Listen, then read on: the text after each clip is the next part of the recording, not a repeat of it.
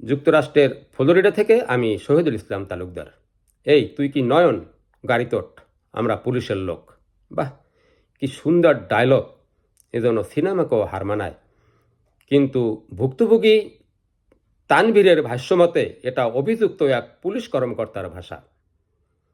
খবরে প্রকাশ, গত বছরের অক্টোবরে রাজধানীর দোলাইপাড়ে ৫৪ লক্ষ টাকা ছিনতাইয়ের অভিযোগে পুলিশের সহকারী উপপরিদর্শক দেলোয়ার হোসেন এবং কনস্টেবল আবু সায়েম সহ ৫ জনের বিরুদ্ধে সম্প্রতি একটি অভিযোগ দায়ের করেছেন ডিবির উপপরিদর্শক মোহাম্মদ রফিকুল ইসলাম।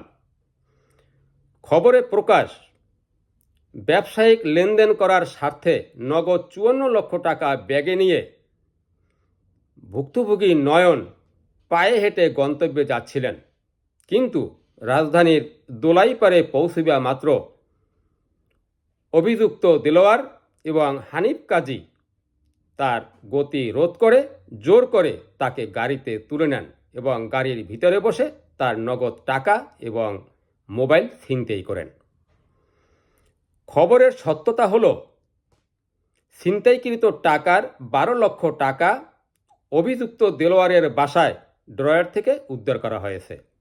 অপরদিকে ৮,৮৭,০০০ টাকা কনস্টেবল আবু সায়েমের বাসায় ট্রাঙ্ক থেকে উদ্ধার করা হয়েছে।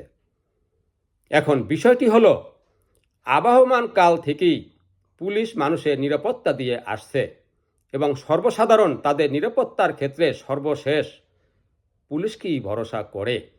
এখন সেই পুলিশ যদি মানুষের ভরসা ভঙ্গের কারণ হয়ে দাঁড়ায়, তাহলে সাধারণ মানুষ কোথায় যাবে? আশা করি পুলিশের ঊর্ধ্বতন কর্তৃপক্ষ বিষয়টি অনুধাবন করবেন। দর্শক, আজকে এ পর্যন্তই। ভালো থাকবেন। আসসালামু আলাইকুম।